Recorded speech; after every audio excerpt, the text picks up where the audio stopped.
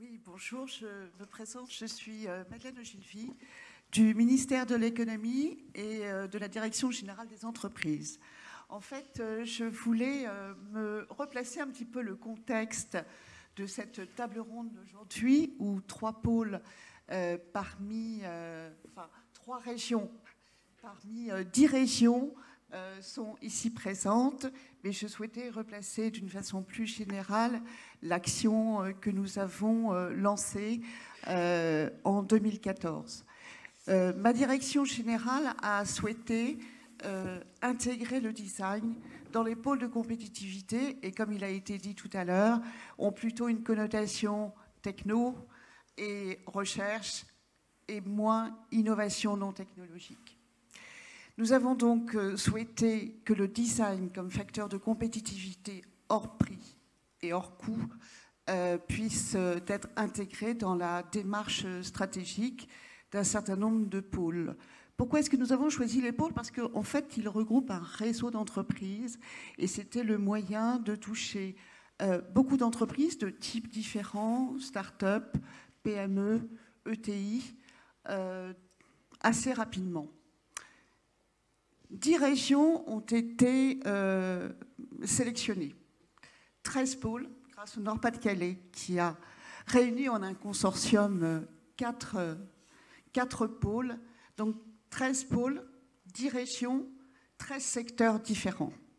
Pour démontrer que le design est transversal, s'adresse à tous les secteurs, que l'on soit dans la haute technologie, dans les secteurs traditionnels, l'énergie ou la porcelaine. Voilà un petit peu la démonstration que nous souhaitions faire au ministère, démontrer que le design est partout.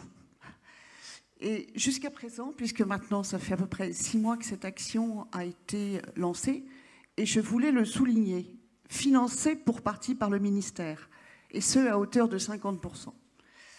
Les difficultés budgétaires sont celles que tout le monde connaît. Donc, si nous avons souhaité financer cette action, c'est que nous y croyons et nous estimons que les pôles peuvent se rapprocher du marché grâce au design. Jusqu'à présent, cette action nous a donné que des grosses satisfactions parce qu'il est démontré que les pôles qui ont été sélectionnés se sont emparés de la question, emparés de la thématique et que les entreprises elles-mêmes, souvent frileuses au départ, se sont investies dans cette action. Nous avons organisé le 24 mars, la semaine dernière, donc une réunion de pré-point de situation au ministère. Il est apparu en fait que les 10 régions et 13 pôles avancent de façon tout à fait intéressante et nous saurons très certainement, et même très certainement, de très gros projets à la fin.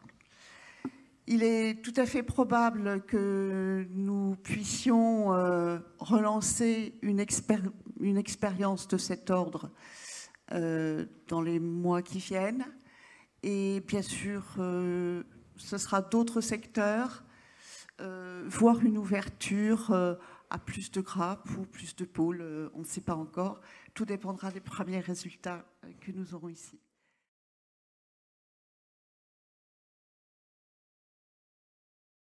Parce qu'en traitant les questions de façon extrêmement différente, vous aviez tous des problématiques différentes. D'abord parce que vous êtes des secteurs différents.